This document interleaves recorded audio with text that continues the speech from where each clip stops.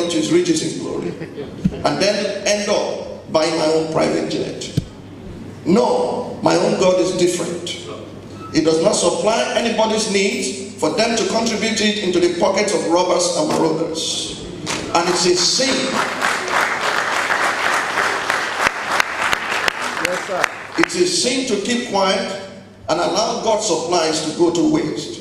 Such prayers, I most scream for their complicity. And I'm talking of the men, call out, whatever you call them. I'm talking of church leaders.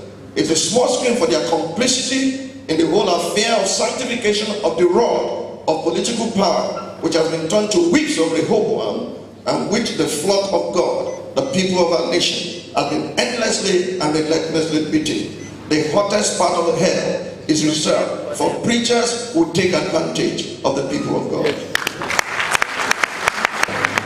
In 1 Kings chapter number 4, please, man, because this is the root of our problem. All general overseers must go to prison. I am not joking. I said so in the open many years ago during the convention of Mike Okonkwo. I said, lock Adeboye up, lock Kumi up, lock Orisake for all, lock me up also. By the time we finish, Nigeria will change. I have a reason for saying so. In 1 Kings chapter 4, I know I'll be quoted tomorrow, I'm ready for their war. If the revolution does not begin in the church, it cannot spread. If it does not begin in the mosque, it cannot spread. I am telling you, except those institutions change, Nigeria will never change. They control the soul and minds of millions of people. Democracy is preceded by revolution and then development. And when people have their voice restored back to them, they can then determine who will represent them.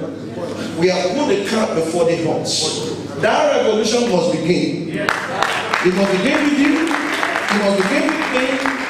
And listen, I salute the courage of leaders of Mandeko and people who have risen to fight in this nation. I salute the heroes of our past leaders. And God knows the sacrifice.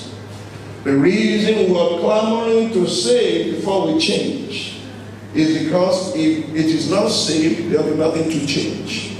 I began to hear something like, let's go our separate ways.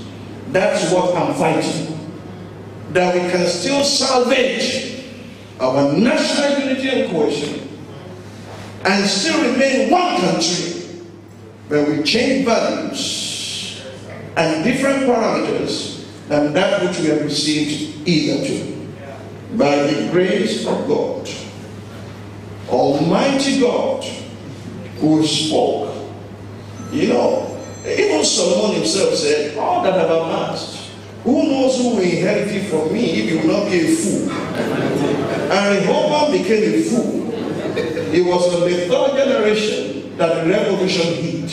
And they said, to your tent, O Israel. But there's still Israel today. That's why I know Nigeria will be saved. Nigeria will be changed. And Nigeria will become great in our lifetime. But this is the way we are going. When Solomon died, he sent Adoniram to go and collect tributes. They stoned him to death. Yes. Beginning from your church and your mosque. Ask your leaders, where are they getting the money they are spending lavishly for? If it's not from the contribution of the saints, it will be from Abuja. Next service, take stones to church. Let the revolution begin. Parents must be accountable to their children and carry the revolution to Obasanjo's gate. Carry the revolution to all these men who are oppressing us. I think December is too late. I think January is too far. This morning, we must have anniversary of the movement of the people in January and arrange another lecture. We have done enough lecturing. We have done enough talking. They do not have what it takes to arrest all of us and imprison all of us. Some people must labor for subsequent generations. I challenge you to rise. I challenge you to fight. I challenge you that the revolution will begin. release oppressors.